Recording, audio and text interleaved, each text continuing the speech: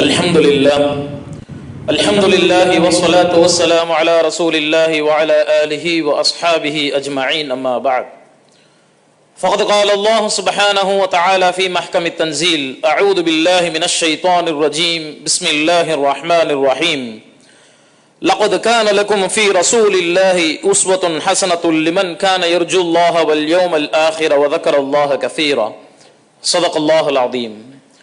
எல்லா புகழும் அல்லாஹ் ஜல்ல ஷானஹு வ தஆலா ஒருவனுக்கே உரித்தாகட்டுமாக. ஸலாத்தும் ஸலாமும் எம்பெருமானார் முஹம்மது நபி ஸல்லல்லாஹு அலைஹி வஸல்லம் அவர்கள் மீதும் அவர்களின் சன்மார்க்க நெறியை பின்பற்றி வாழ்ந்த சத்திய சஹாபாக்கள், தாபிஈன்கள், தபா தாபிஈன்கள், நல்லோர்கள், வல்லோர்கள், குறிப்பாக இங்கே அமர்ந்திருக்கின்ற நம்மவர்கள் மீதும் அல்லாஹுவின் அன்பும் அருளும் என்றென்றும் நின்று நிலவட்டுமாக. ஆமீன். அன்பிற்கும் பெரு கண்ணியத்திற்கும் உரித்தானவர்களே, இது ஜும்ஆவுடைய நேரமாகும். நம் வாழ்வின் எல்லா சூழ்நிலைகளிலும் அல்லாஹுவை அஞ்சிக் கொள்ளுமாறு எனக்கும் உங்களுக்கும் வசியத் செய்தவனாக இவ்வுரையை ஆரம்பம் செய்கின்றேன்.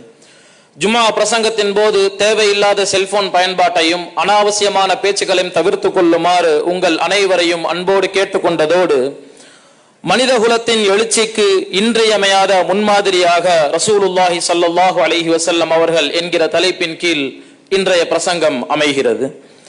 அன்பிற்கும் பெரு கண்ணியத்திற்கும் உரித்தானவர்களே, ஆண்டுதோறும் மௌலிது ரசூல் நாடு முழுவதும் மிகுந்த நன்றியுடன் கொண்டாடப்பட்டு வருகின்றது.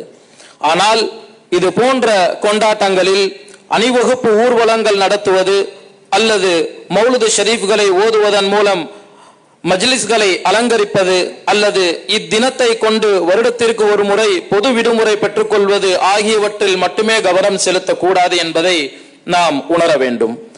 மௌலிது ரசூலை கொண்டாடுவதன் மூலம் உண்மையான அர்த்தம் ரசூலுல்லாஹி ஸல்லல்லாஹு அலைஹி வஸல்லம் அவர்கள் மீதான நமது அன்பை தீவிரப்படுத்துவதாகும்.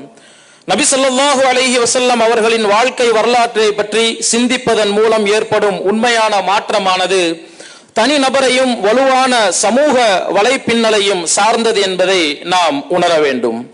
ஏனெனில் ரசூலுல்லாஹி ஸல்லல்லாஹு அலைஹி வஸல்லம் அவர்கள் ஒற்றுமை மற்றும் நல்லிணக்க உணர்வை கொண்ட ஒரு சமூகத்தை கட்டி எழுப்பிய ஒரு தலைவராக இருந்திருக்கின்றார்கள். இந்த பிரசங்கத்தின் துவக்கத்தில் ஓதப்பட்ட சூரத்துல் அஹ்ஸாபுடைய 21வது வசனம் நமக்கு உணர்த்தக்கூடிய செய்தி. அல்லாஹ் ஜல்ல ஷானஹு வ தஆலா கூறுகின்றான், லகத் கான லகும் ஃபீ ரசூலில்லாஹி உஸ்வத்துன் ஹஸனஹ் லிமன் கான யர்ஜுல்லாஹ வல் யௌமல் ஆகிர வ ஸக்கரல்லாஹ கஸீரா. அதாவது அல்லாஹுவின் மீதும் இறுதி நாளின் மீதும் ஆதரவு வைத்து அல்லாஹுவை அதிகம் நினைவு கூறுவோருக்கு நிச்சயமாக அல்லாஹுவின் தூதரிடம் ஒரு அழகிய முன்மாதிரி இருக்கின்றது என்பதாக அல்லாஹ் ஜல்ல ஷானஹு வ தஆலா கூறுகின்றான். அன்பிற்கும் பெரு கண்ணியத்திற்கும் உரித்தானவர்களே, நபி ஸல்லல்லாஹு அலைஹி வஸல்லம் அவர்கள் வழிகாட்டுதல் மற்றும் முன்மாதிரியான நடத்தையின் ஒளியை கொண்டு வந்தார்கள். நாம் அதற்கான சான்று அவர்களது சுன்னாவை பின்பற்றுவதில் நாம் எந்த அளவிற்கு முக்கியத்துவம் கொடுக்கின்றோம் என்பதை பொறுத்து அமைகின்றது. பள்ளிவாசல்களில் ஜமாத்தோடு தொழுகை நிறைவேற்றுபவர்களின் எண்ணிக்கையை நம் கை விரல்களை கொண்டு கணக்கிட முடியும் என்ற சூழல் இருந்தால், ஒரு சிறந்த நாகரீகம் சார்ந்த சமுதாயத்தை உருவாக்குவது பற்றி நாம் பேச வேண்டிய தேவையில்லை. ஏனென்றால் ஒரு சிறந்த நாகரீகத்தை நம்மிடமிருந்து மட்டுமே எழுப்ப முடியும். நபி ஸல்லல்லாஹு அலைஹி வஸல்லம் அவர்கள் எந்த அளவிற்கு பணிவானவர்கள் என்பதை நாம் இங்கு பார்க்கின்றோம். அவர்கள் பெற்ற ஒவ்வொரு நியமத்திற்கும் அவர்களது உள்ளம் எப்பொழுதும் நன்றியுணர்வால் நிறைந்திருந்தது. அவர்கள் மீது வீசப்பட்ட சவால்களை பற்றி பெருமூச்சு விடவில்லை, யாரிடமும் புகார் அளிக்கவில்லை. அவர்கள் உண்மையில் ஒரு தேசத்தின் தலைவராகவும் அல்லாஹ்வால் தேர்ந்தெடுக்கப்பட்ட ஒரு சிறந்த அடியாராகவும் இருந்திருக்கின்றார்கள் என்பதில் சந்தேகம் இல்லை. சய்யிதத்துனா ஆயிஷா ரலியல்லாஹு அன்ஹா அவர்கள் அறிவிக்கக்கூடிய ஹதீஸ் புகாரியிலே பதிவாகி இருக்கின்றது. மா ஷபிஅ ஆலு முஹம்மதின் முந்து கதிமல் மதீனத்தி மின் துஆமில் புர்ரி ஸலாஸ லயாலின் திபாஅன் ஹத்தா குபித ரசூலுல்லாஹி ஸல்லல்லாஹு அலைஹி வஸல்லம். அதாவது நபிகள் நாயகம் ஸல்லல்லாஹு அலைஹி வஸல்லம் அவர்கள் மதீனாவுக்கு வந்ததிலிருந்து அவரது குடும்பத்தினர் 3 இரவுகள் தொடர்ச்சியாக கோதுமை ரொட்டி சாப்பிட்டதை உணரவில்லை என்கிற ஹதீஸின் வாயிலாக அவர்கள் எந்த அளவிற்கு பணிவாக இருந்திருக்கிறார்கள் என்பதை நாம் இங்கு உணர்கின்றோம். நபி ஸல்லல்லாஹு அலைஹி வஸல்லம் அவர்கள் நடமாடும் அல் குர்ஆனாக அனைவரின் மீதும் அன்போடும் பாசத்தோடும் ஒரு தந்தையாக தனது குழந்தைகளுக்கு அன்பை கற்பித்திருக்கின்றார்கள். தனது குடும்பத்தை பொறுமையுடன் நடத்தியிருக்கின்றார்கள்.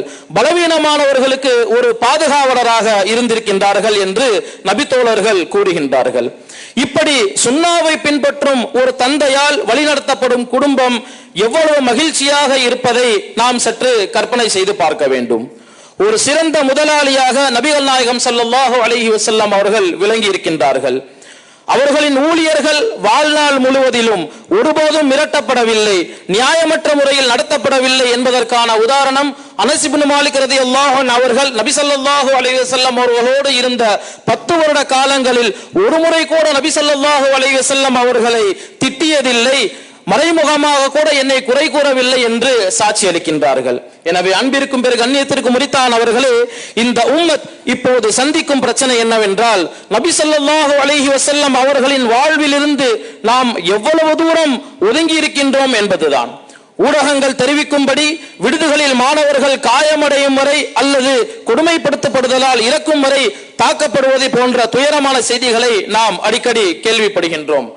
கல்லூரி விடுதிகளில் மட்டுமல்ல, பாடம் பயிலக்கூடிய பள்ளிகளிலும் கல்லூரிகளிலும் பல்கலைக்கழகங்களிலும், ஏன் இணைய ஊழியர்கள் வேலை செய்யக்கூடிய பணி இடங்களிலும் கூட ஒரு சில வீடுகளில் கூட இது போன்ற துன்புறுத்தல்கள் ஏற்படுவதாக நமக்கு சமூக ஊடகங்கள் காட்டுகின்றது. எனவே அன்பிற்கும் பிறகு கண்ணியத்திற்கும் உரித்தானவர்களே, இவை ரசூலுல்லாஹி ஸல்லல்லாஹு அலைஹி வஸல்லம் அவர்களின் ஒழுக்கங்களுக்கு எதிரானவை அல்லவா? அன்பானது மற்றவர்களுக்கு எதிரான வெறுப்பாகவும் அநீதியாகவும் மாற்றப்பட்டால் உம்மத் எவ்வாறு மீண்டும் எழ முடியும் என்பதை நாம் சற்று சிந்தித்து பார்க்க கடமைப்பட்டிருக்கின்றோம். அன்பிற்கும் பெரு கண்ணியத்திற்கும் உரித்தானவர்களே, ரசூலுல்லாஹி ஸல்லல்லாஹு அலைஹி வஸல்லம் அவர்களை தேர்ந்தெடுக்கப்பட்ட முன்மாதிரியாகவும் இஸ்லாமிய சமூகத்தின் தலைவராகவும் அல்லாஹ் ஆக்கியுள்ளான். அதை நாம் எல்லா அம்சங்களிலும் பின்பற்ற வேண்டும். இது வணக்க வழிபாட்டு செயல்களில் மட்டுமல்ல, வாழ்க்கையின் பல்வேறு அம்சங்களிலும் இது பொருந்தும். அதனால்தான் நபிகள் நாயகம் ஸல்லல்லாஹு அலைஹி வஸல்லம் அவர்கள் படிக்கவோ எழுதவோ தெரியாத உம்மி நபியாக இருந்திருக்கின்றார்கள். காரணம், அவர்கள் மனித குலத்தை வசீகரிக்கக்கூடிய ஒரு கவிஞரோ அல்லது சூழ்ச்சிக்காரரோ அல்ல என்பதை இந்த உலகிற்கு உணர்த்தும் விதமாக. எனவே அன்பிற்கும் பெரு கண்ணியத்திற்கும் உரித்தான அவர்களே, அவர்களது ஒவ்வொரு வார்த்தைகளும் செயல்களும் அல்லாஹ் அவர்களுக்கு வெளிப்படுத்தியதை தவிர வேறு எதையும் அவர்கள் கூறவில்லை என்பதை சூரா நஜ்முடைய வசனங்கள் நமக்கு உணர்த்துகின்றனர். வமா யன்திகு அனில் ஹவா, அவர் தம் இச்சைப்படி எதையும் வெளிப்படுத்தவில்லை. இன் ஹுவ இல்லா வஹ்யுன் யூஹா, அல்லாஹ் அவருக்கு அறிவித்து கொடுத்த வஹி மூலம் அவர்கள் வெளிப்படுத்திய வார்த்தைகளை தவிர வேறு எதையும் வெளிப்படுத்தவில்லை என்று குர்ஆன் வசனங்கள் நமக்கு உணர்த்துகின்றன. எனவே அன்பிற்கும் பெரு கண்ணியத்திற்கும் உரித்தானவர்களே, நபி ஸல்லல்லாஹு அலைஹி வஸல்லம் அவர்கள் விட்டு சென்ற கிதாபுல்லாஹ் மற்றும் சுன்னாவை தவிர நாம் பின்பற்றுவதற்கு சிறந்த வேறு எந்த வழிகாட்டுதலும் இல்லை என்பதை நாம் உணர்ந்து கொள்ள வேண்டும். எனவே நாம் உண்மையிலேயே ரசூலுல்லாஹி ஸல்லல்லாஹு அலைஹி வஸல்லம் அவர்களை நேசிக்கிறோம் என்று சொன்னால், சிறிய விஷயங்களிலிருந்து பெரிய விஷயங்கள் வரை நாம் சுன்னாவை உயிர்ப்பிக்க வேண்டும். அப்படிப்பட்ட நல்ல முஃமின்களாக ஆகுவதற்கு வல்ல அல்லாஹ் நம் அனைவருக்கும் தௌஃபீக் செய்வானாக. வமா அலைனா இல்லல் பலாக்.